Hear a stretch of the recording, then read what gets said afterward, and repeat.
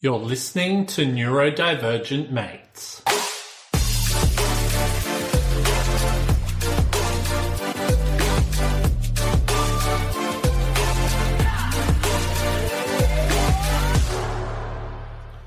Hello and welcome to another episode of Neurodivergent Mates. I'm your host, Will Wheeler, and today I'm actually joined with my mum. Okay, and we're going to talk about resilience and neurodiversity, a conversation with my mum. So, mum, how's it going?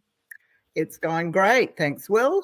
Look, just before we do start, I might just say, just mind your language while you're on the podcast. You know, none of that foul mouth here. All right. That's usually something I have to remind you about. Yes, true. Not just little old grey-haired mother. Yeah, exactly. But look, before we do get stuck into this, because we do have a lot of questions we've got to go through, let's just do a little bit of housekeeping. So we've got a bit of an idea of, especially for our new listeners, all of that. So if this is your first time listening to us, please subscribe, like, and follow to all of our social media pages. We're available on TikTok, Facebook, Instagram, X, Twitch, YouTube, and LinkedIn. And please subscribe wherever you check out our podcast. We'd love to hear from you. Like what we're doing, rate what we're doing. Anything to help the algorithm would be greatly appreciated. Now, also, too, if you haven't already done so, please check out the work that we're doing with Neurodiversity Academy. You can check that out at neurodiversity.com. Neurodiversityacademy.com. I almost got that wrong. I've said it a million times. And also, too, just a bit of a warning. I don't know. It might not be that bad of an episode, but some discussions may be triggering. It could be triggering for some people. Who knows? Now, if you need help, please reach out to a loved one or call emergency services. We are not doctors. This is a space for sharing experiences and strategies. Now, if you do have a question, please, wherever you're watching it, if you're watching the live session, you obviously won't be able to do this if you're listening back on the podcast or whatever. But if you're listening through our social media pages, feel free to ask some questions if you like. Just put it into the comments whichever social media page you're checking out, and we can go from there. Already got someone who's commenting already. Mum, look at this, my good friend Luli. This is cool, Will Wheeler. No problem, Lily. So a lot of people are excited to have you on board, Mum. What do you reckon? I'm excited to be here, Will. Oh, there you go. It's taken 43 years for me to get here. Well, it didn't start at once I got born. You know what I mean? So it's been pretty crazy. But look, I think probably a big reason why I wanted to sort of get you onto the podcast. I think, so those of you who don't know, Mum's actually with Neurodiversity Academy, we're actually getting pretty busy, just taking that next step. We were so exciting times, and Mum's now retired. So I said, hey, Mum, can you help me with the communication side of things? Well, you're probably at first like, I have no idea what that means, but we're sort of training her up to be able to help us with a lot of the cool stuff we're doing with Neurodiversity Academy, get the newsletters out there, everything like that. So when I sort of sat down with Mum and we started to talk about some stuff, she shared some really cool stuff. And I was like, you know what, it'd probably be great to have her on the podcast and we can have a bit of a chat. What do you reckon, Mum? That sounds really, really good. Looking forward to it. Cool. So let's get stuck into this. And so to kick things off, can you share a little bit about yourself and our family? Okay, let's start with me. So professionally, I've done a lot of things. First of all, I used to work in a bank. And then when I got pregnant, and in those days you left your job to actually go home and probably stay at home all the time, but I never did. We then started a business which ended up being a 30-year business. I became a marriage celebrant during that time. And for the last 15 years, I've worked as a trainer, an assessor, and lastly as a teacher at TAFE Queensland. During that time, I did mentoring and management and leadership and all of those sorts of things. So that's me professionally. You've wrote this down, haven't you? I have. You're reading that off the screen, right? No. I did make notes, though. You know me well. Okay. Long Cool. pages of notes. Long All pages. right. Long pages of notes. Hey, I definitely didn't get that from you because I wouldn't be. I can tell you that. So let's talk about our family. So I've been married for over 50 years now to the same person, Bill. And I, in 1982, welcomed our first son, Will. And in 1985, welcomed our second son, Craig. We always just thought we were just a normal family. But we are. We are. What are you saying? I'm just saying that instead of being neurotypical people, we're all neurodiverse in some way. Yeah. So Bill's dyslexic, and was dyslexic in a time when people didn't know anything about dyslexia. They just thought, this kid's a bit of a dummy and can't do anything. So he was never, ever diagnosed, but we do know that he's dyslexic. Will obviously has told the story of Will being dyslexic and late diagnosed ADHD, 2E ADHD. And Will was diagnosed as dyslexic at 8. And at the time they said to us, this child's got a really high IQ. He's top 10% of the population in IQ, but he is dyslexic. And nobody at that stage said, let's talk about ADHD. Well, they did, but it was in, does he run around a lot? Is he disrupting people? Is he doing this? So, out of curiosity, let's try and date that. So, what that would have been like early 90s, correct? Yeah, so about 1994. No. Was it 1990? I thought it was about 1992. No, it was about 1990. You're only about 8. Yeah, all right. So, and at that stage, it was only young, usually boys, who were diagnosed, who were running around like lunatics and disrupting people and being really, really naughty and all of that sort of stuff. But you weren't like that. You were the type of person that was hyper focused, and you did have some traits, but none of those traits were asked about in those days. And then we were very well aware that so I wasn't naughty, eh? Well, that's good to know. There you go. I thought it was somewhere. I was going to say, what? You did display traits, but they weren't traits that were asked about at that stage, and they weren't traits that were even thought about, such as being having problems with being out in crowds and all of that sort of stuff. They weren't traits that were asked about. Nobody ever said that. It was more like, are you disruptive, and all of those sorts of things. And no, you weren't. And we were very well aware with Craig, and he was diagnosed very, very early because he was dyspraxic as well as dyslexic. So, and we spent a lot of time going backwards and forwards to the motor clinic. He went with Craig, that is. I was with Craig. Your motor skills were great. But lots and lots of time going backwards and forwards, and he went to school a year later so that he could develop his skills better.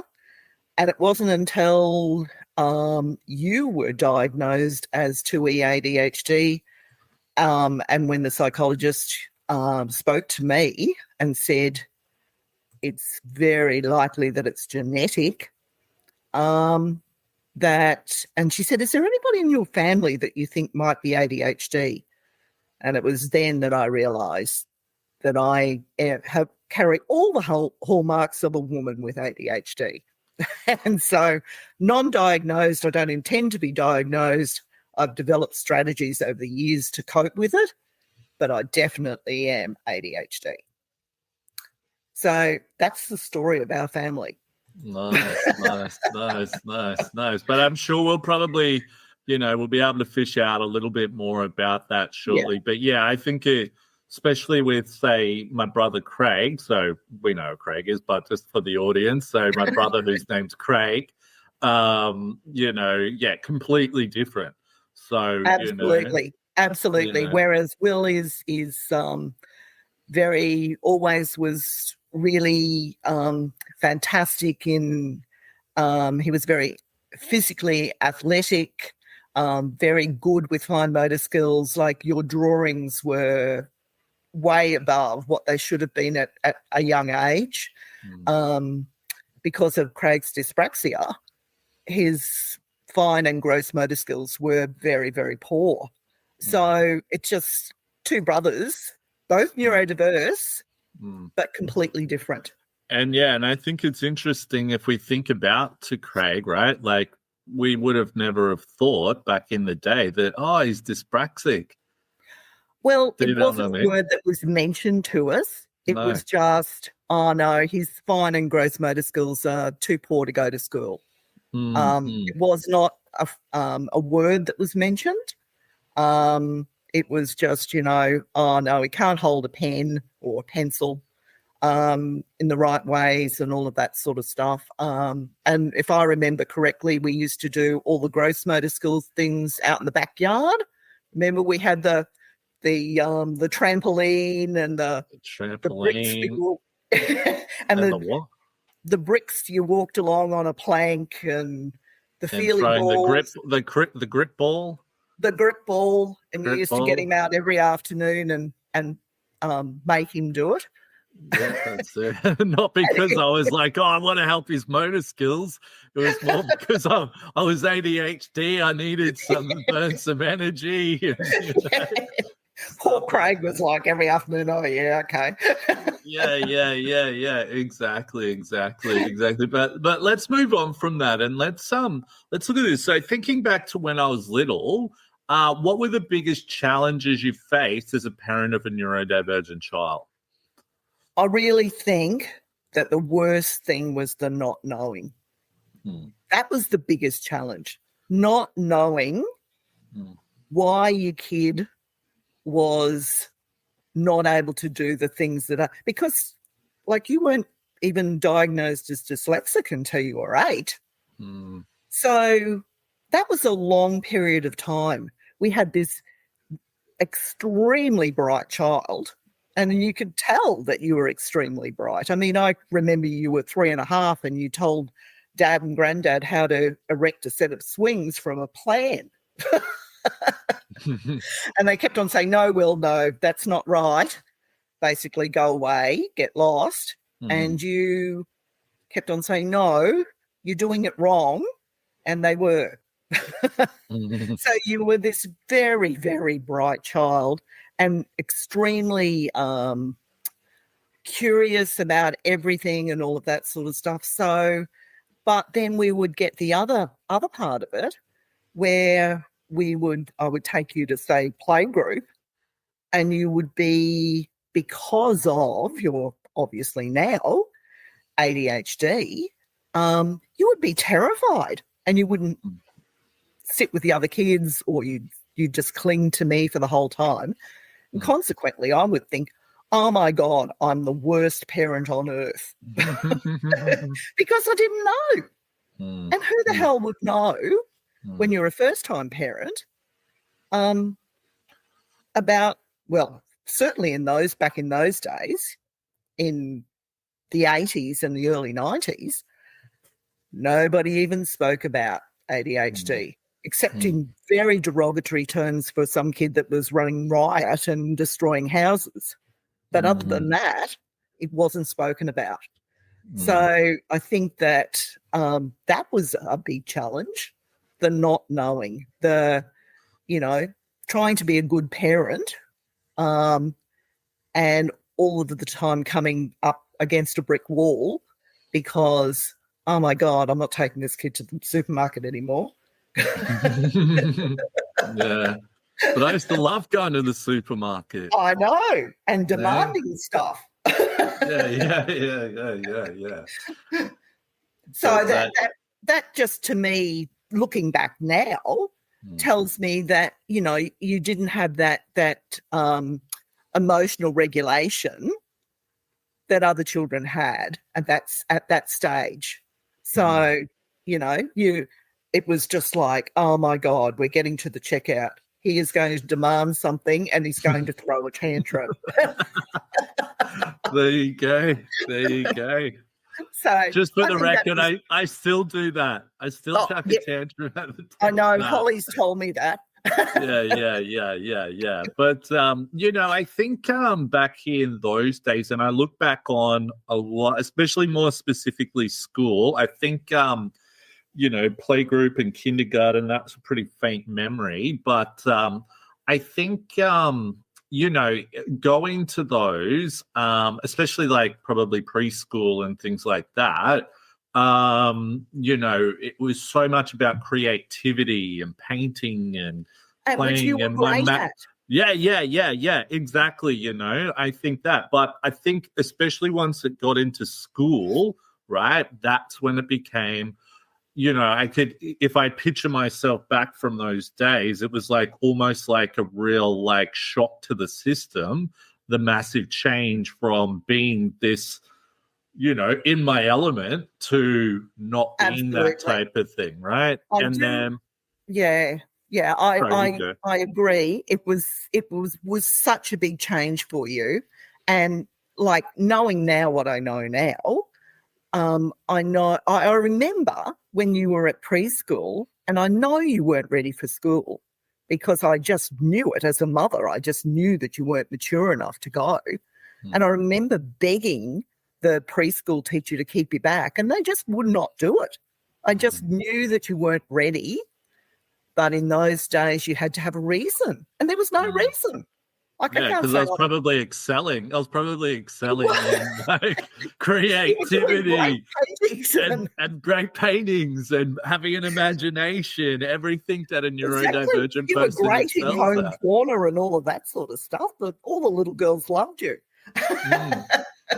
And until I got married, they still did, right? But you know, I think the hardest part, especially that transition into school, that was where it, I think for maybe yourself as a parent, and I see, you know, I speak to a lot of people about this, is that, you know, you were dealing with teachers as such who were giving you advice on how your kid needed to be, where they had no idea about who I was as a person or what I needed. It was just because I didn't conform. And that was, say, you know, and like, I'm sure you would know about this because you were up at the school a lot, where I'd tell the teachers to go F themselves. And not when you were really young. Not when I was in like grade 1 or anything, but like, you know, towards the end of, you know, once I was up at school a lot, but that was to try and help you. Yeah, that time. But, you know, you start to get a, you know, I even remember I started like telling, you know, back chatting teachers, because you get sick and tired of, I suppose, being treated like crap. But in saying that, there was some great teachers as well who I'd have. My grade 3 teacher, my grade 6 teacher. And see, you remember those teachers because they did the right things. But look, we look at school now and we know, and we're both, well, I've only just retired from education, and you're in the education field yourself, you don't have the time. You have deadlines that you have to meet and all of that sort of stuff. You don't have the time to be singling out anybody or whatever, to be saying. And the worst thing that teachers do is, look, we'll just keep you back for another hour to do some more work. Well, by that stage, you're burnt out. You're tired as hell. and Or, not ready. or they'd keep you in at lunchtime and like, you need your breaks. You needed your break. Especially for you, because you wanted to go out and play footy or Play cricket or football, whatever. whatever that was. Yeah, totally, and I look at it now and I'm like, yeah, no wonder I couldn't concentrate. All of those different things there. But yeah, it was a very interesting time back in those days. But let's move on from that there. So when you first realized I was neurodivergent, what kind of support or maybe lack of support did you get from the schools, professionals, or even the community, all of that? Okay, so probably none. That's a really easy question to answer. Oh, okay. Well, I'll move on from that one, eh? No, I'll expand a little bit on it for you, Will. Yeah. I always expand. So support at school. Look, I don't honestly think, especially at primary school, that they were trying to not do anything for you. I think that there was some people who really wanted to do. But every year I would go up at the beginning of the year, I'd present all of the million pages of reports that I had and say, look, he's dyslexic. But he has an IQ of the top 10% of the population, so he's a very bright child. Look, anything that I can do to assist in the classroom, I will do. He's had everything given to him ever since he was born in terms of reading and all of that sort of stuff. But he is dyslexic, and it's not good at reading or writing. And in fact, I don't think you could really read until you were about in grade 3 or 4. Yeah, I can't remember. I struggled to read even until after high school. I know. But you could get by. I could read signs and things like that, and you could pick those things out.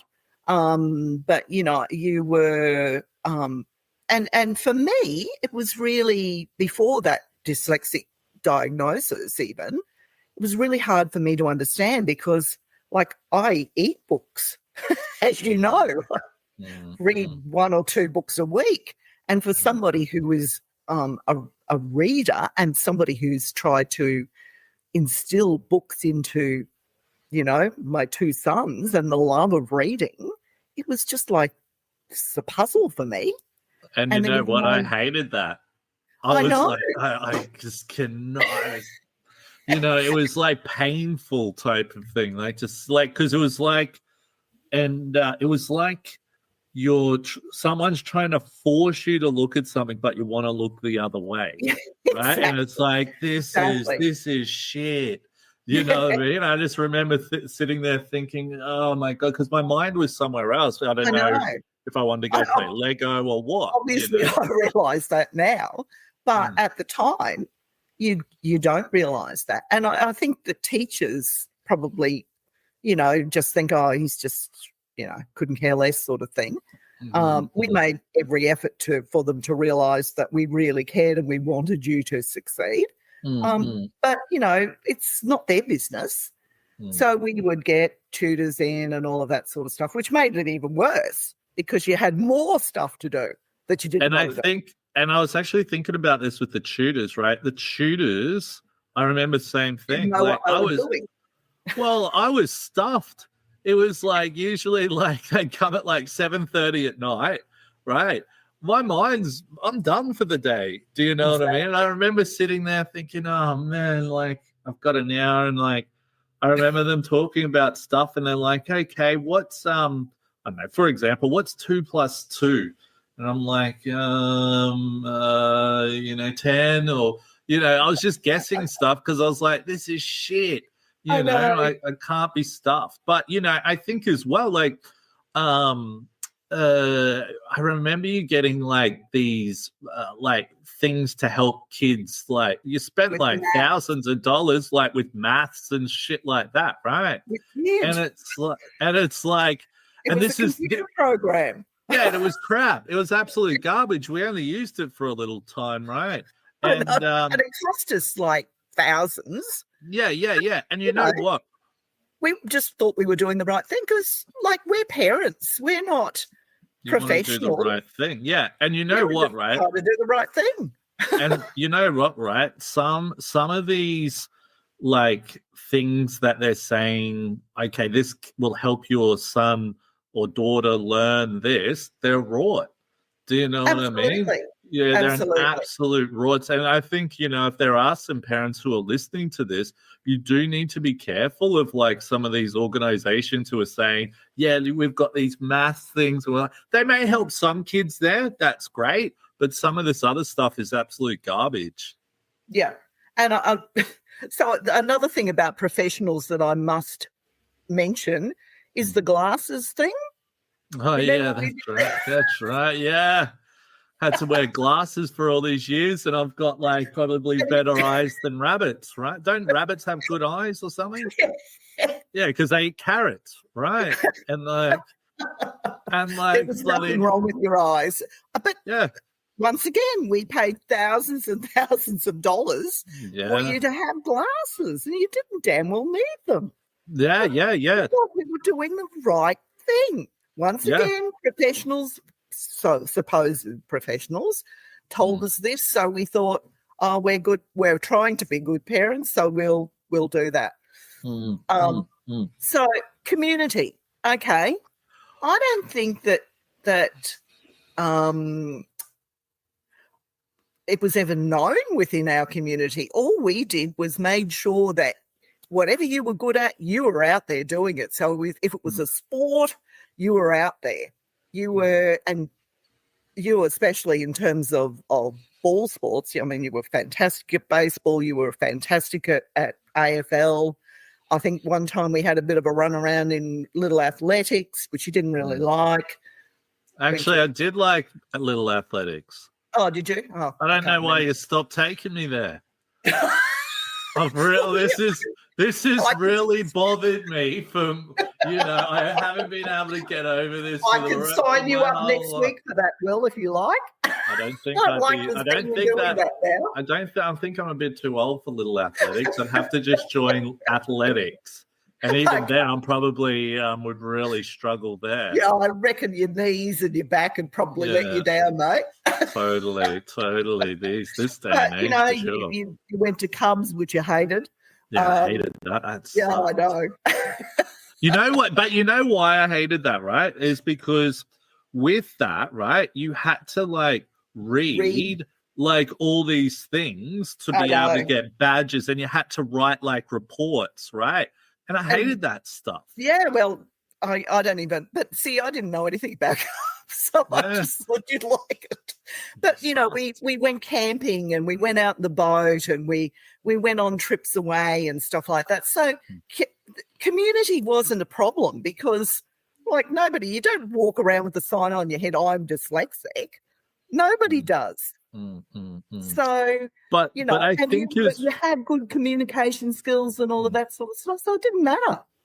And I think as well that if we think about community, it was a lot different back in, you know, the late 80s, early 90s, because, or just the 90s in general, you know, there wasn't like a neurodiversity community. Do you know what I mean? There wasn't a thing. It wasn't like, you know, I don't know. It just wasn't a thing. I don't even think it was probably something that we really spoke openly about. No. I bet you didn't tell all your friends like your son's dyslexic and stuff like that. I don't think it came up in conversation, to tell you the truth. Really now you probably talk about it heaps. Probably talk about it more now than what you do, buddy. Can't help but talk about it with Neurodiversity Academy. Exactly. But look, it wasn't anything. And I don't think, like, we made sure that we had lots of activities and I a whole community of friends because, as you know, Dad and I are very social. So that you kids had plenty of kids to play with and all of that sort of stuff. So, and you got on well with other kids. It's not like you were bullied or anything like that. Nobody said, "Oh, Will, I don't like you because you're dyslexic." They might have in school, some arrogant little creep, but not really, because you were good at other things and people recognised you for that. And the same with Craig. Craig was always a lovable, lovely person that everybody liked. And, so it didn't really matter. So community wasn't really a problem, I don't think. Yeah, no, it's actually really interesting. But over the years, what approaches or strategies did you find the most helpful in supporting me and obviously Craig as we grew up? I think that, as I said, that all the sporting endeavours that we did and that didn't mean that we just sent you down to the park to play baseball or play football or anything. We were involved. We were there. We were the managers and the coaches and all of that sort of stuff. We were physically involved in everything with you. So that was a good strategy because I think that you and Craig knew that we'd back you up no matter what. No matter what happened, we would be there for you, and we were always surrounding, not suffocating you, I don't think. I hope not. But they were strategies. I don't even think that we put those in place knowingly. I think it was just these kids are good at this. They like this. They like to have mates around and all of that sort of stuff. So, but you know what, right? And this is sort of going sort of different direction with this now because, that was that stuff. But probably some strategies that you probably didn't realize is like you guys did always make us work pretty hard.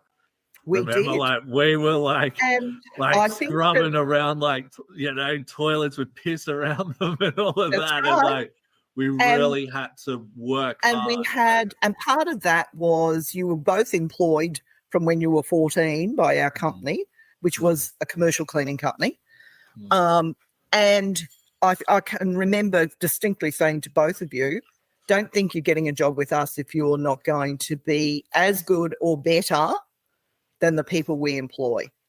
And you stuck to that. You could work the staff into the ground. And it also taught you lots of other things. It taught you that money doesn't grow out in the backyard on a tree, for a start. You both had saved up for cars by the time you were ready to drive. You were able to save. You both had bank accounts, and you did all of those sorts of things. They were non-negotiable things that you did. You knew how to budget. All of that. You knew how to be flexible and all of those sorts of things. And I think you also developed. I don't want to be big-headed here, but I probably am. But I think that we were good role models because you knew how to speak to people, that you developed empathy and kindness because that's the sort of people that we are. And I think that they're strategies that you have to put in place. You can't be going around saying, "Oh, poor us, our sons are neurodiverse." It doesn't work that way.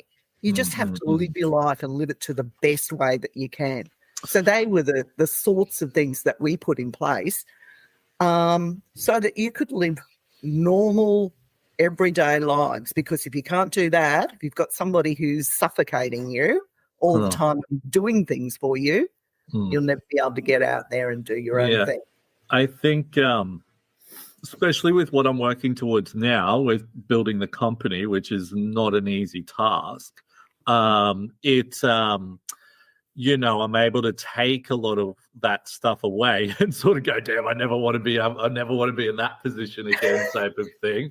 But like the robbing Peter to pay Paul situation of having a company and all of those. Yeah. But like, but I think as well, like, I was able to learn probably not to go in and this isn't any dig at you guys or anything, No. but see a lot of I suppose, the mistakes you guys made, right? And that's not like a bad thing, right? No, because everybody, we know that all good processes in a business are built from putting out fires and making mistakes. Yeah, and I think from that, seeing that from a young age, I was able to go, oh, okay, well, let's not do that. Let's try, to be able to get to this, we need to do this and that. And, That's right. I think those are have been real key things that I've been able to bring into especially what I'm doing now, probably even with what Craig's doing.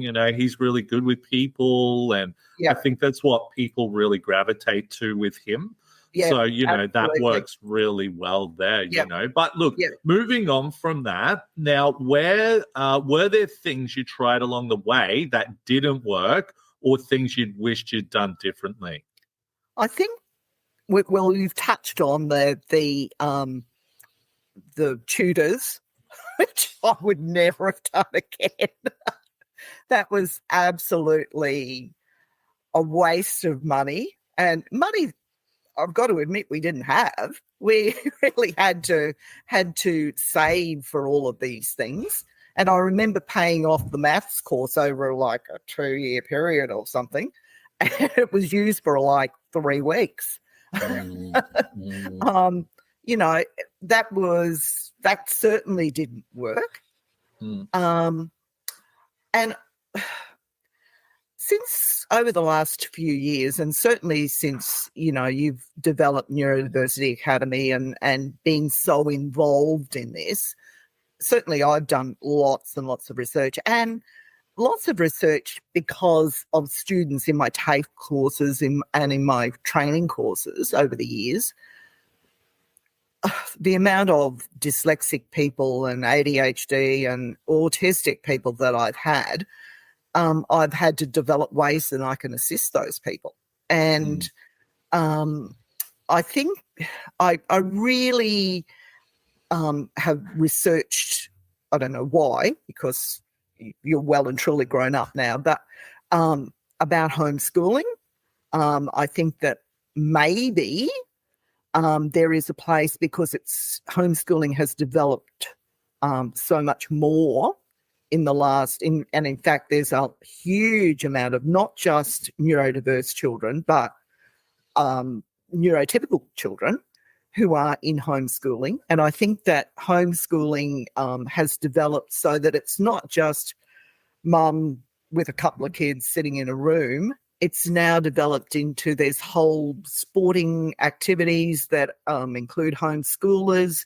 I went to a sewing course a couple of years ago, and every afternoon the lady is just rushed off her feet with homeschoolers learning how to sew and do creative activities and all of that sort of stuff. So there's much more to it than there ever was before. My only concern is that when you integrate into higher education, as in, doing a TAFE course or going to uni, that homeschoolers may not have the skills that they require in terms of communication skills to be able to do that. But it's certainly something that I would think about if I was going to. I think as well that school, and you guys spent a lot of money on us to go to a private school, and I look back at it now and I think, oh, maybe you probably could have spent that money a little bit better. You know what I mean? I could have been going on overseas holidays, Will. Yeah, exactly right. Because I think, and I think it's very difficult to be able to, and it's just like with tertiary education, it's very difficult to know a school that's going to be right for your kids, if that makes sense. Absolutely. It's so difficult to know. Look, because they're businesses at the end of the day, those private schools especially. Do you know what I mean? So they want you. And they don't. They absolutely do not want you. I at the time, the school was a small school. It was a small school at that particular stage. And I thought, yep, they'll get individual attention. I was certainly didn't like the state school system, and I had been through the state school system, and I did okay. But as a woman with ADHD, I used to talk all the time. Oh, what a surprise. So I spent most of my school days outside the door, because I was talking to people. Oh, Will, how's your grandmother going? Oh, is she over a rheumatoid arthritis now, and all of that sort of stuff, because I was that's just part of it. And I really didn't want you to have that terrible education that I had. But we thought we were doing the right thing. Nobody ever wants to do the wrong thing by their kids, do they? Yeah. Exactly. But look, we might move on from that there. Now, obviously, you know, how did things shift as I grew into a teenager and then an adult? What new challenges or opportunities came up during those stages? So it sounds this will probably be quite an interesting part of the podcast here, I'm assuming. No. I'm not going to bring out any terrible secrets. I think you've already told all the terrible secrets anyway. Your teenage years, and certainly Craig's as well, were an absolute disaster. In what way? Oh, in every way. We were pretty wild. You were pretty wild. And up until you were both of you, about, I don't know, 13 or 14, you were okay. But after that, between about 14 and, I don't know, 22 or 24, you were, absolute disaster. If the phone would have rung and said that you were in jail or that you'd been in a terrible car accident, I wouldn't have been surprised. There was lots of poor choices taken. I don't know whether you want to go into that yourself. But look, I totally agree, but they were pretty awesome times as well, you know what I mean? Lots of poor choices. But I think you always knew that we were always still there anyway for you, no matter what. One thing I will say. How many times did I go down to the pub to pick you and Craig up from the pub? Yeah. No, but I probably will say, right, probably, and, you know, and we've even discussed this over the years, is that probably, especially once we started to get into the late teens, early 20s, sort of things like that, I would say that you guys probably still do a lot for us, maybe too much, if that makes sense. So it was like, Will, you got to pay your bill, or Will, have you made sure that the registration's sorted? You know, all these types of things, right? So, you know, I think, and it wasn't until I really turned around and said, well, you know, stuff this, I'm going traveling for a while, and moving overseas. That was certainly the best thing that you ever did. You grew up. You absolutely grew up. Yeah, you know, and I sometimes think, especially with, and I see other parents who are exactly the same, sometimes just letting go is sometimes probably a good thing to help, you know, people like myself. It absolutely is. And it actually was good for Craig as well, because you were overseas, and he had to stand up. He didn't have you then as the backstop. Oh, I don't know. He was the backstop for you. He was the one picking you up most of the time. But it meant that he had to stand on his own 2 feet as well. And that was good for him.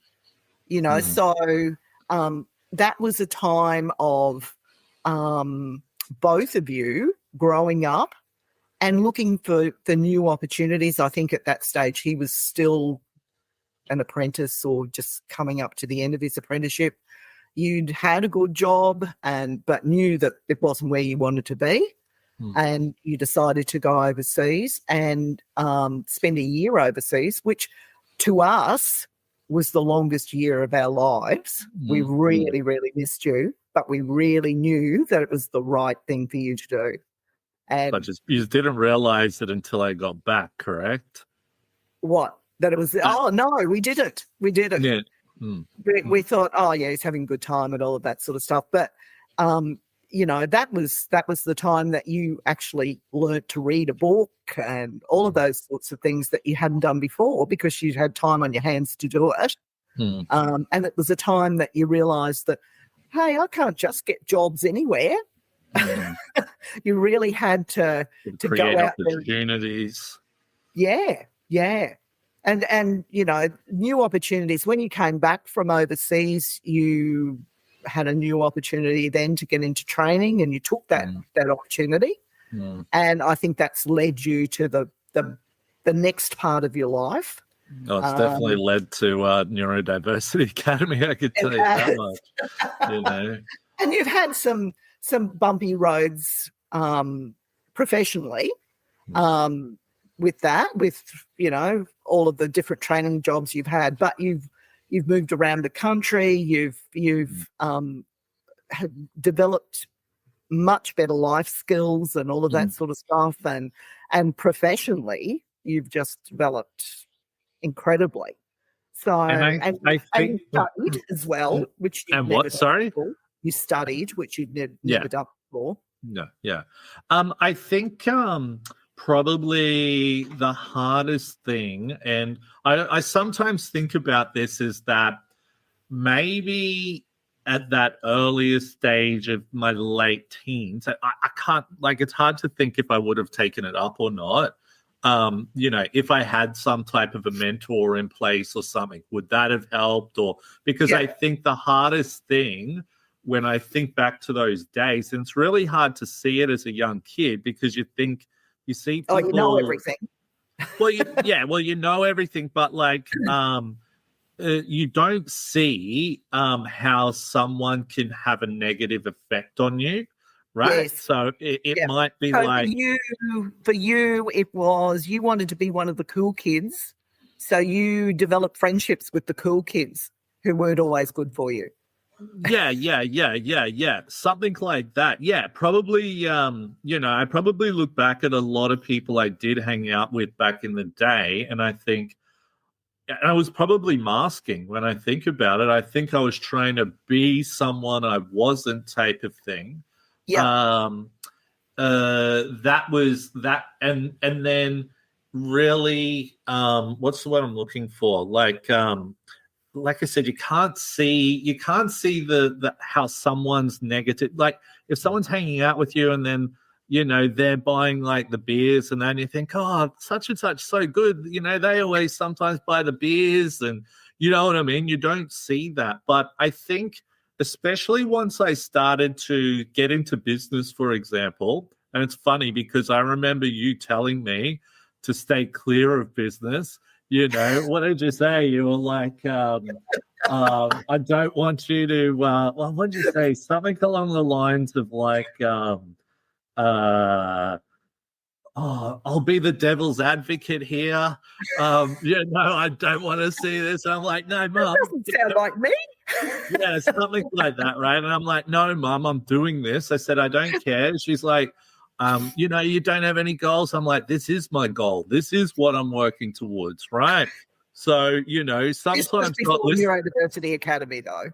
Well, yeah, but like it was but you got to admit, right? That's the process that has happened to work towards that, right? Yep. If I have, you know, so sometimes making your own decisions is for the best, right? And you know, so maybe telling your mum to stick it, you know, isn't such a bad idea. We did have a bit of a falling out at that stage, I will say. Yeah.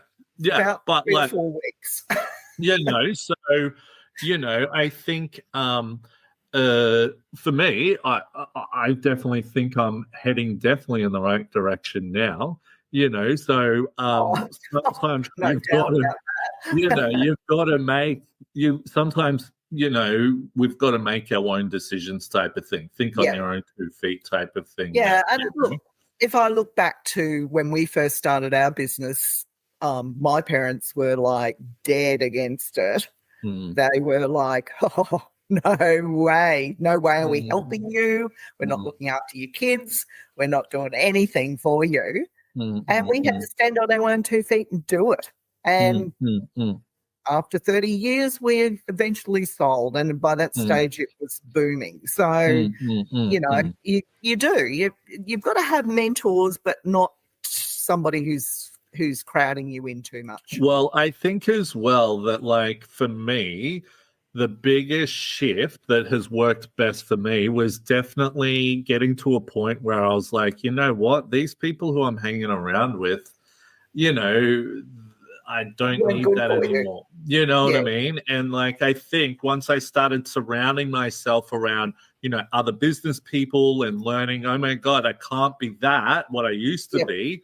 That's where that shift really happened, of that type of thing. I think as a small business person, you can never not be a small business person. You have to realize that there's other people who, if you're claiming that, you know, that you're the best at whatever, you've got to be present all the time. You can't, I used to even say, you can't just go down to the shops looking like you've just come out of the garden. You have to present yourself well and all of that sort of stuff, because you've got to be present all the time. If you're presenting yourself, to tell you the truth, I go down to the shops looking like it. I don't have a garden. You have a balcony, Will. I do have a balcony, but like I with no plants on it. Oh, I do dress as a dag. I'm just at that age now that I don't care. I'm just there to I'm not there to impress anyone. But obviously, if I'm going to be speaking at conferences, I don't wear suits anymore. I cannot stand suits. It's just not me. But I do, you know, dress, you know, casually nice, I feel. But I'm more prefer to be myself, if that makes sense. I think the hardest part is that, especially when you're getting a business off the ground, being able to afford decent clothes is the hard part. So if you see me wearing daggy clothes, anyone who's listening, it's not because I choose to wear daggy clothes. It's just I can't afford any at the moment. I'm poor, you know. But that should hopefully that changes. A good business person keeps on plowing their money through in their business. That's exactly right. Will. That's it. Now, from your perspective, what do you think still needs to change in schools, communities, or workplaces to better support both neurodivergent kids and their families? Okay. I think earlier testing of kids. So, and cheaper testing of kids. So do you think the government should maybe be putting money into it? Yeah. I think that I've heard on one of your podcasts, because I'm a fan, Will. Take a ticket. I've heard... you're lucky that you're on here, you know. I know. I feel so honoured. Yeah. But I think I've heard a lady that you were interviewing once from Britain who said that they do free testing there. Yeah. And I think that is something that really needs to be looked at. I think that we wouldn't have the problems that we have if we had testing earlier. You know, like you were 8 when we found out that you were dyslexic, and you know, we could have been putting things in place. I don't know what, but you probably could have and it might be different now, but you could have maybe chosen maybe a different school or who knows. Yeah, that's right. We just weren't given those options at that time. Certainly, it's so. Changes in schools in terms of testing. Communities, look, I think we have enough of this, poor neurodiverse people. We have a lot of negative stuff about it. Tell them about like when Dad was at the pontoon the other day. So Dad was down at the boat ramp the other day and putting our boat in. Because in Australia, a lot of people do that. So if you're listening from overseas, because We live like close to the waters. A lot of us, you have boats and you go out a lot.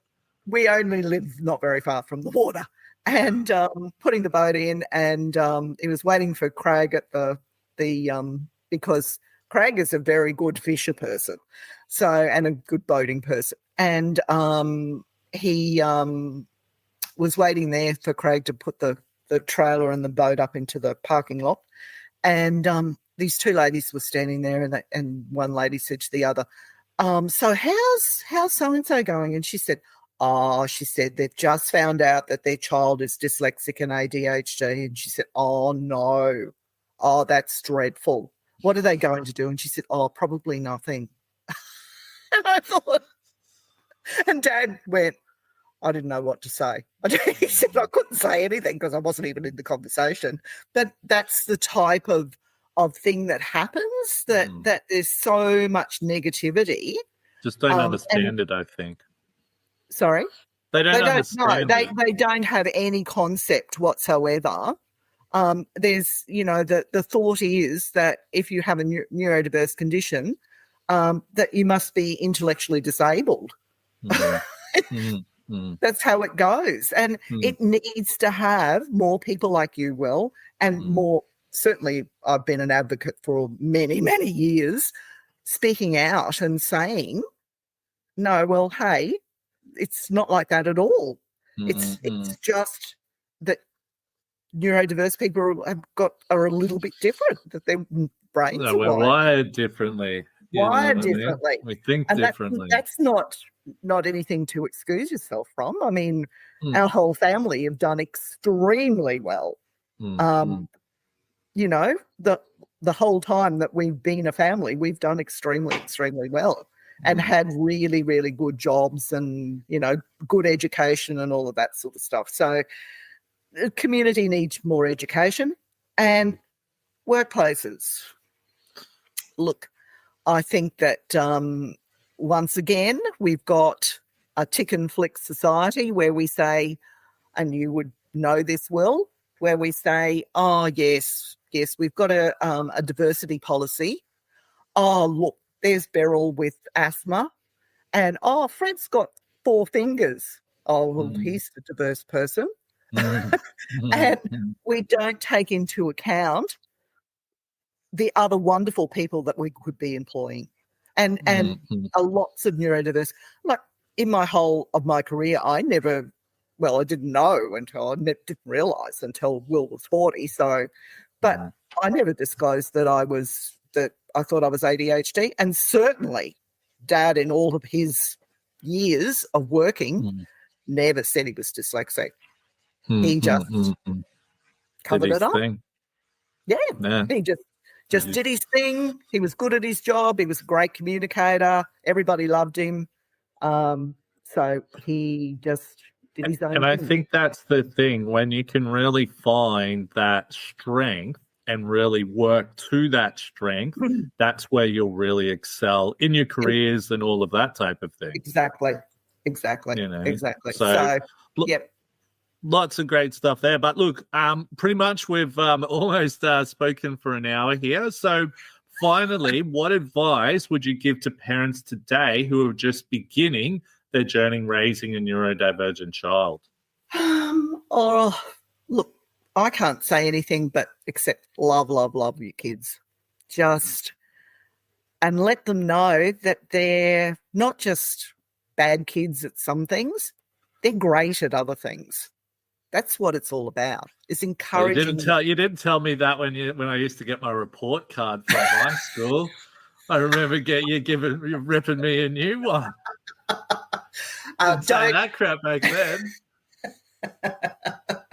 I remember the parent-teacher meetings where I used to, you'd spend all this time talking to the teachers, doing this, doing that, and then they tell you how stupid your kid was, and I'd walk home from school to home crying my eyes out, absolutely crying my eyes out. Don't do that, because your kid is your kid and you're going to love them. You're going to love them no matter what, and it's just finding what they're good at. And look at Will. He's found what he's good at. He's fantastic. My other son, Craig's fantastic at what he does as well. So just love your kids and just support them no matter what. So that's all I can say about raising a neurodivergent child, because they're just the same as any other child. They're just a little bit wired, a little bit differently. And if they're a neurodivergent child, probably somebody in your family is neurodivergent as well. Yeah. So cool. Well, look, Mum, I better let you get back to it, eh? What's the plans for the rest of the evening? Look, I might watch some Netflix. And what are you watching on Netflix at the moment? Look, I'm watching. I go from show to show because I'm ADHD. Well, yeah. So I watch an episode of one show and then go, oh, no, I'm a bit bored with that. So I might go over to another show then. And then I might watch some YouTube. I watched a very interesting documentary on people's skeletons being made into having their whole faces remade so that they could be identified. Oh, okay. So people who are being like murdered or something. Like that, right? Yeah. So that was very interesting. So so that's what I'm going to do tonight. And I might read a book at the same time. A little bit morbid there. So anyway, and do some knitting at the same time. Do some knitting. Great. Well, look, Mum, thanks so much for coming on the podcast. Finally got you on there. I think a lot of our listeners will appreciate probably hearing a little bit from yourself about myself, so they know I'm not lying, so it is real. Okay, and they can see that this is what neurodiversity looks like. That's it. People.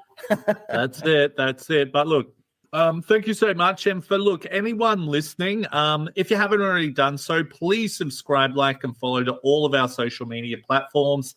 Also, please subscribe to our newsletter through neurodiversityacademy.com. But really, that's pretty much it. Thank you very much. And until next time, my name's Will Wheeler, and this is Neurodivergent Mates. Thanks very much.